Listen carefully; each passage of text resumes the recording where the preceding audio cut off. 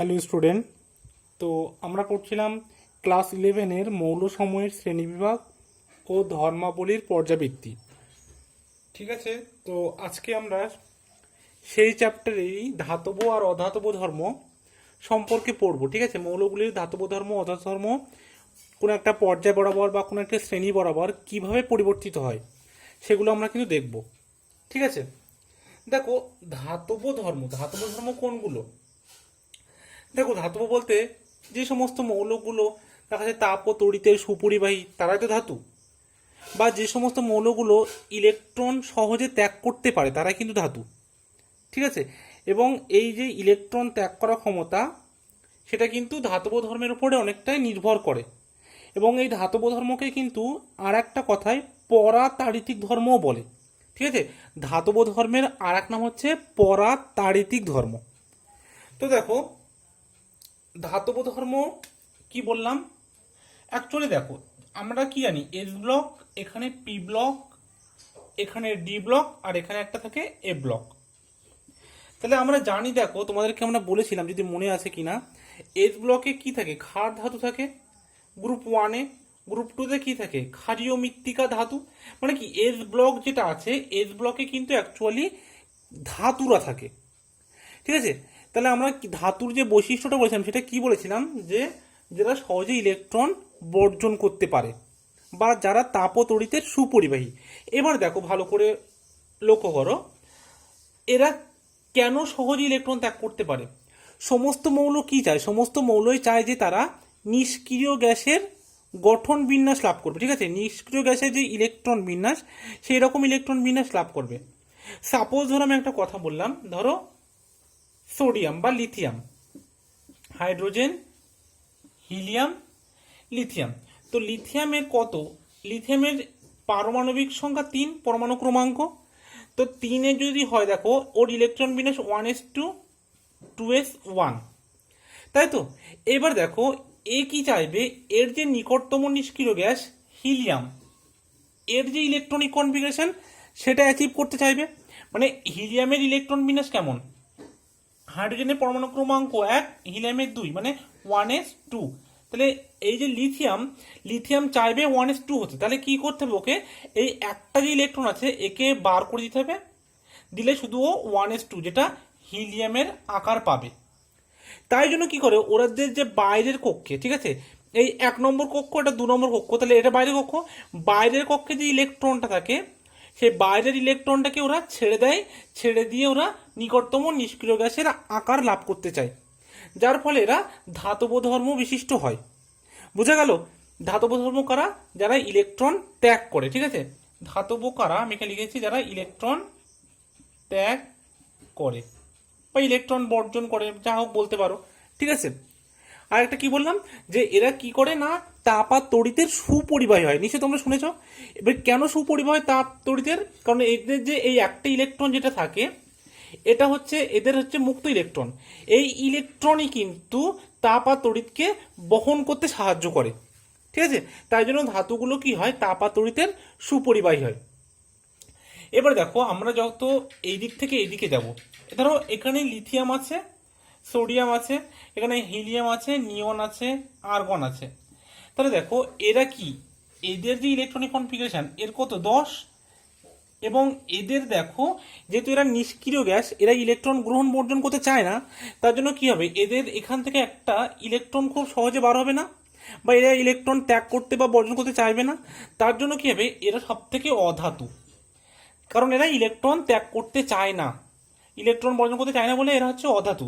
তাহলে এই দিক থেকে যখন আমরা কোন একটা পর্যায় বরাবর, ঠিক আছে, এই যে পর্যায় আছে, পর্যায়ের বাম দিক থেকে যদি ডান দিকে যাই, বাম দিক থেকে যদি আমরা ডান দিকে যাই তাহলে কি হবে, দেখো ধাতব ধর্ম, কিন্তু ধাতব ধর্ম কি হবে, হ্রাস পাবে। লোয়ার অ্যারো মানে কি, সেটা কমছে। বাম দিক থেকে ডান দিকে যত যাব ধাতব ধর্ম কমবে, আর অধাতব ধর্ম কিন্তু বাড়বে। ঠিক আছে, অধাতব ধর্ম বাড়বে। বোঝা গেল? এটা হচ্ছে কোন একটা পর্যায় বরাবর। এবার দেখো যদি আমরা শ্রেণী বরাবর যাই তাহলে কি ভাবে পরিবর্তিত হবে। যদি একটা শ্রেণী বরাবর যায় এটা গেল পর্যায়, এবার হেডিং দাও শ্রেণী। এবার দেখো তাহলে শ্রেণী বরাবর কি হয়, যদি আমরা কোনো একটা শ্রেণী বরাবর উপর থেকে আমরা নিচে নামি, উপর থেকে নিচে নামি, তাহলে এখানে ধরো hydrogen, lithium, sodium, potassium, rubidium, caesium, francium, তাই তো। এবার দেখো যত আমরা নিচের দিকে নামবো তত কি হবে, পটাশিয়াম পর্যন্ত নিলাম, তত কি হচ্ছে দেখো সাইজ কিন্তু বাড়ছে, তাই তো। কারণ একটা করে যখন হাইড্রোজেন থেকে লিথিয়ামে যাবো তখন একটা শেল বাড়ছে, লিথিয়াম থেকে সোডিয়ামে যাবো তখন আবার একটা শেল বাড়বে, এবং সোডিয়াম থেকে যখন পটাশিয়ামে যাবো তখন আবার একটা শেল বাড়বে। তাহলে একটা করে যদি আমাদের নতুন শেল যুক্ত হয়, ঠিক আছে, একটা করে নতুন উপকক্ষ যদি যুক্ত হয় এক একটা পর্যায়ের ক্ষেত্রে, তাহলে কি কি হবে দেখো, তাহলে এর সাইজটা বেড়ে যাবে। আর যত সাইজটা বাড়বে তত কি হবে, যে ইলেকট্রনটা থাকবে বাইরের যে ইলেকট্রনটা, ধরো হাইড্রোজেনের ক্ষেত্রে এটা ছিল, ধরো লিথিয়ামের ক্ষেত্রে কি হবে এরকম এরকম, সোডিয়ামের ক্ষেত্রে কি হবে সেটা এরকম। মানে কি হবে, আস্তে আস্তে ইলেকট্রনটা এই যে নিউক্লিয়াস আছে এই নিউক্লিয়াস থেকে অনেক দূরে চলে যাবে।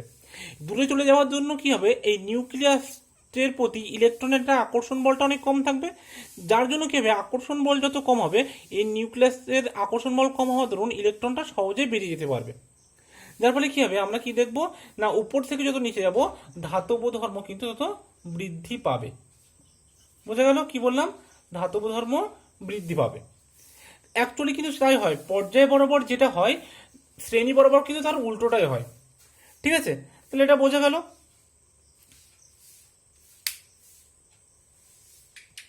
আর এই ধাতু আর অধাতু এদের মাঝখানে কিন্তু ধাতু কল্পরা থাকে। ধাতু কল্প কোনগুলোকে বলে দেখো, যাদের মধ্যে ধাতু এবং অধাতু উভয় ধর্মই অল্প অল্প করে বর্তমান থাকে, যেমন কি আর্সেনিক, অ্যান্টিমনি, এগুলো কিন্তু ধাতু কল্প। এদের মধ্যে কি আছে, ধাতু এবং অধাতু উভয় ধর্ম কিন্তু বর্তমান, ঠিক আছে। এরা কোথায় থাকে না, ধাতু আর অধাতুর মাঝখানে অবস্থান করে। এবার একটা জিনিস বলি দেখো, ধাতুর, আচ্ছা এটা মুছে দিলাম, এই যে ধাতুর অক্সাইড যতগুলো আছে, যেমন ধরো কোন একটা ধাতু কি ক্যালসিয়াম, তাই তো। ক্যালসিয়াম একটা ধাতু, কারণ ক্যালসিয়ামের ইলেকট্রন বিন্যাস 4s2, যেটা কিনা দুটো ইলেকট্রন ছেড়ে দিলেই নিকটতম নিষ্ক্রিয় গ্যাসের ইলেকট্রন বিন্যাস লাভ করবে, তাই তো। এবং ক্যালসিয়ামটা কি এস ব্লকের মৌল, তার জন্য কি এটা ধাতু হবে।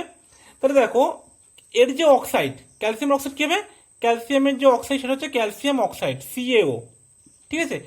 ক্যালসিয়াম অক্সাইড, তাই বলছে যে ধাতব যে অক্সাইডগুলো আছে তারা কিন্তু ক্ষারীয় প্রকৃতির হয়, ঠিক আছে, ক্ষারীয় প্রকৃতির। স্যার কেন ক্ষারীয় প্রকৃতির হয়, তার কারণ দেখো, তার কারণ হচ্ছে যে এই যে অক্সাইডগুলো আছে এরা জলের সাথে যখন বিক্রিয়া করবে, বিক্রিয়া করার ফলে যে জলীয় দ্রবণটা তৈরি করে তার যে প্রকৃতি সেটা হচ্ছে ক্ষারীয় প্রকৃতির হয়। দেখো ক্যালসিয়াম অক্সাইড আর জল বিক্রিয়া করে তুই কি তৈরি করে, ক্যালসিয়াম হাইড্রোক্সাইড। এই যে ক্যালসিয়াম হাইড্রোক্সাইডটা তৈরি করলো এটা কি প্রকৃতির হয়, এটা কিন্তু ক্ষারীয় প্রকৃতির, ঠিক আছে, বোঝা গেল, ক্ষারীয় প্রকৃতির। এই জন্য ধাতুর যতগুলো অক্সাইড পাবো আমরা, সমস্ত ধাতুর অক্সাইড কিন্তু ক্ষারীয় প্রকৃতির হবে, ঠিক আছে। আর যার ধাতব ধর্ম যত বেশি হবে, যার ধাতব ধর্ম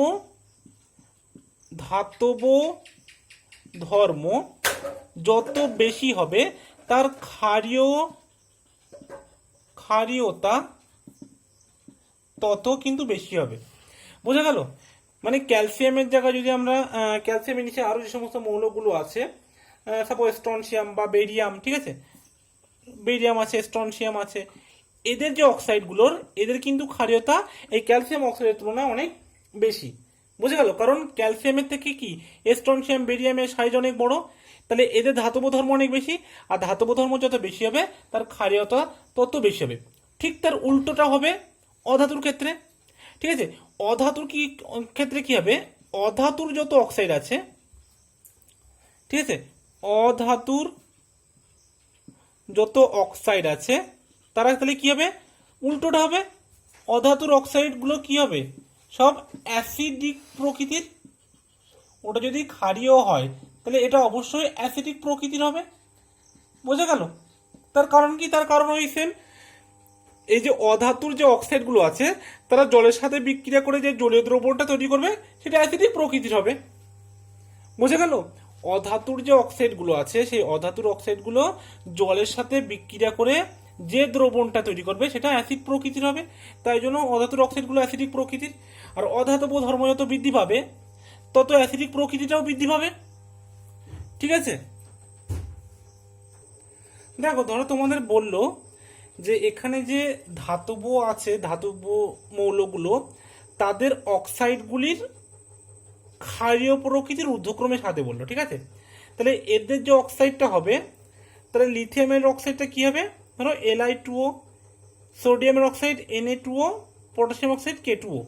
তাহলে এদেরকে যদি বলে যে ক্ষারীয় প্রকৃতির ঊর্ধ্বক্রমে সাজাও, মানে কি ছোট থেকে বড়, মানে কম থেকে বেশির দিকে, তাহলে তোমরা বলো যে ক্ষারীয় প্রকৃতি কার সব থেকে বেশি হবে? যার ধাতব ধর্ম যত বেশি হবে তার ক্ষারীয়তা তত বেশি হবে। আর ধাতব ধর্ম কার বেশি হবে? ওপর থেকে নিচে যত যাব তত ধাতব ধর্ম বৃদ্ধি পাবে, দেখিয়েছি। তার মানে K2 ওর সব থেকে বেশি, Na2 ওর তারপরে, আর Li2 ওর সব থেকে কম। বুঝে গেল? এটা হচ্ছে ক্ষারীয় ধর্মের প্রকৃতির। ঠিক তেমনি ধরো সাপোজ বললো বেরিলিয়াম, বোরন, কার্বন, নাইট্রোজেন। ঠিক আছে? বেরিলিয়াম, বোরন, কার্বন, নাইট্রোজেন এদেরকে যত বললো, এদের যে অক্সাইডগুলো আছে ধরো B2O3, ঠিক আছে, বা CO2 বা N25, এই যে মৌল মানে যৌগগুলো আছে, এই যৌগগুলোর ক্ষেত্রে অ্যাসিডিক প্রকৃতির যদি বলে, তাহলে অ্যাসিডিক প্রকৃতি তুমি দেখো যে কোন দিকে অধাতব ধর্ম বৃদ্ধি পাচ্ছে। বোরন, কার্বন, নাইট্রোজেন, তার মানে কি এটা দেখো পর্যায় বরাবর এদিক থেকে এদিকে যাচ্ছে। তার মানে কি এদিকে গেলে কি হয়? অধাতব ধর্ম বৃদ্ধি পাবে। আর অধাতব ধর্ম যত বৃদ্ধি পাবে তার অ্যাসিডিক প্রকৃতি তত বাড়বে। মানে কি নাইট্রোজেন সব থেকে বেশি অ্যাসিডিক, তারপরে কার্বন ডাইঅক্সাইড, তারপর বোরন। বোঝা গেল? তাহলে এইভাবে কিন্তু কোশ্চেন আসতে পারে। এবার আমরা পড়ব আয়নন বিভব। ঠিক আছে? তো সবাই হেডিং দাও, আয়নন বিভব বা আয়নাইজেশন এনথালপি। দেখো সবাই হেডিং দাও, আয়নন বিভব বা আয়নীভবন এনথালপি। ঠিক আছে? তো দেখো, ভূমি স্তরে বা সর্বনিম্ন শক্তি স্তরে, ঠিক আছে, মানে একটা গ্রাউন্ড স্টেটে কোনো মৌলের বিচ্ছিন্ন প্রসম গ্যাসীয় পরমাণু থেকে তার যোজ্যতা কক্ষের সবচেয়ে দুর্বলভাবে আবদ্ধ ইলেকট্রনটিকে সম্পূর্ণরূপে অপসারিত করতে প্রয়োজনীয় যে ন্যূনতম শক্তির প্রয়োজন তাকে কিন্তু ওই মৌলের প্রথম আয়নন বিভব বলে। ঠিক আছে? তার মানে ধরো সাপোজ একটা মৌল আছে M, যেটা গ্যাসিয়াস অবস্থায় আছে এবং এটাকে অবশ্যই প্রসম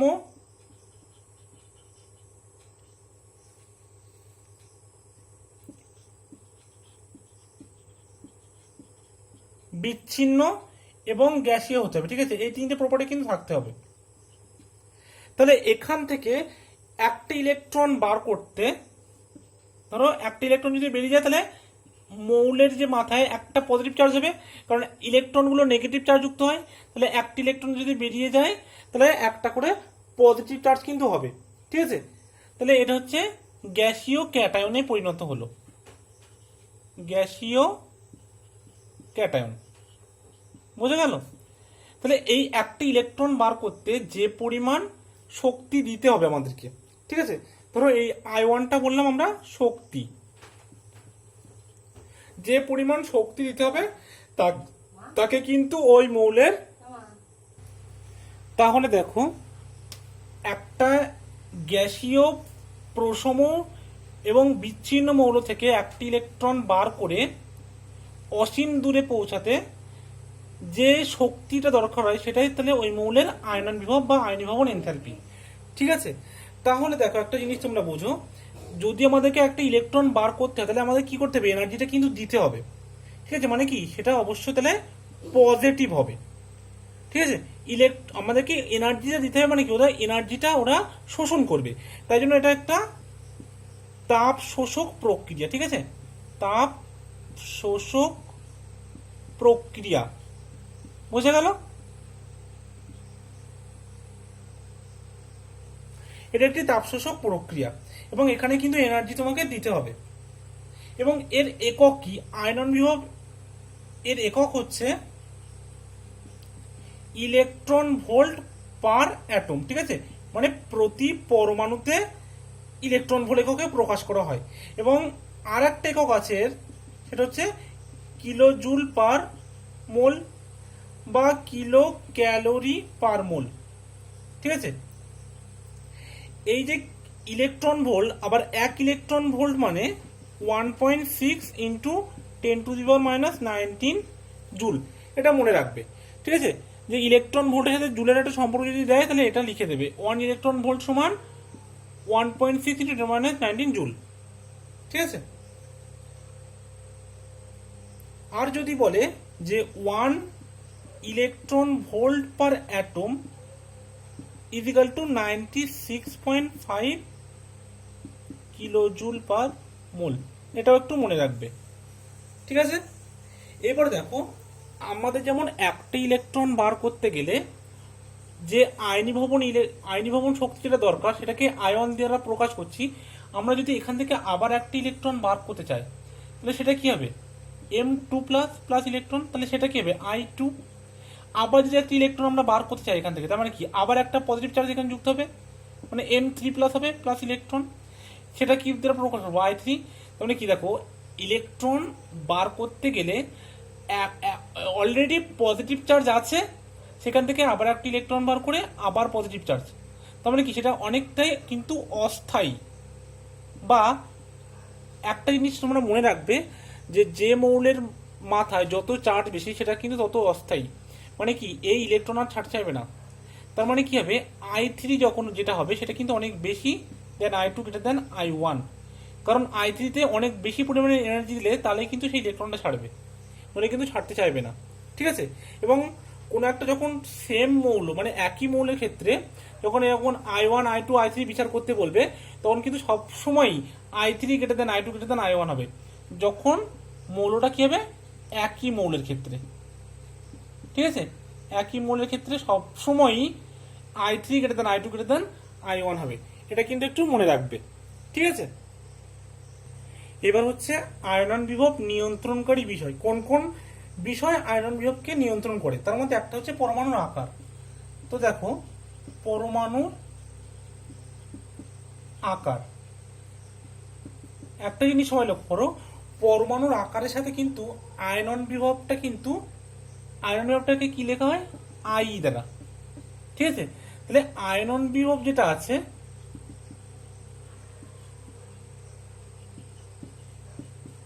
ওয়ান বাই পরমাণুর আকার, মানে পরমাণুর আকার যদি বাড়ে তাহলে আয়নন বিভবটা কিন্তু কমবে। কারণ আমি কি বলেছিলাম, দেখো, যদি পরমাণুর আকার বেড়ে যায় তাহলে কি হবে? ইলেকট্রনটা নিউক্লিয়াস থেকে অনেক দূরে চলে যাবে, আকর্ষণ বলটা কমবে, ইজিলি ইলেকট্রনটাকে বার করা যাবে। তারপরে কি হবে? যত আকার বাড়বে তত কম পরিমাণ এনার্জি দিতে হবে, মানে কি? তার আয়নন বিভব তত কম হবে, বোঝা গেল? তারপরে দেখো, 2 নম্বরটা হচ্ছে কেন্দ্রকের আধানের পরিমাণ, ঠিক আছে? কেন্দ্রকের আধানের পরিমাণ, এটার সাথে কিন্তু ডিরেক্টলি প্রপোর্শনাল আয়নন বিভব। কারণ কি? দেখো, আধান যত বাড়বে, কেন্দ্রকের আধান যত বাড়বে বা নিউক্লিয় চার্জ যত বাড়বে তত কি হবে? বাইরের কক্ষে ইলেকট্রনটাকে ও অনেক বেশি করে আকর্ষণ করবে এবং তাকে বার করতে গেলে আমাদেরকে বেশি বেশি পরিমাণে এনার্জি দিতে হবে, তার জন্য কিন্তু এটা ডিরেক্টলি প্রপোর্শনাল। আর একটা আছে সর্ববহিস্থ কক্ষের ইলেকট্রন বিন্যাস, ঠিক আছে? সর্ববহিস্থ কক্ষের ইলেকট্রন বিন্যাস, এটা কি হবে? দেখো, সর্ববহিস্থ কক্ষের ইলেকট্রন বিন্যাস যেটা আছে, 2 রকমের ইলেকট্রন বিন্যাস হয়। একটা হচ্ছে অর্ধপূর্ণ আর একটা হচ্ছে পরিপূর্ণ উপকক্ষ। এটা অর্ধপূর্ণ উপকক্ষ।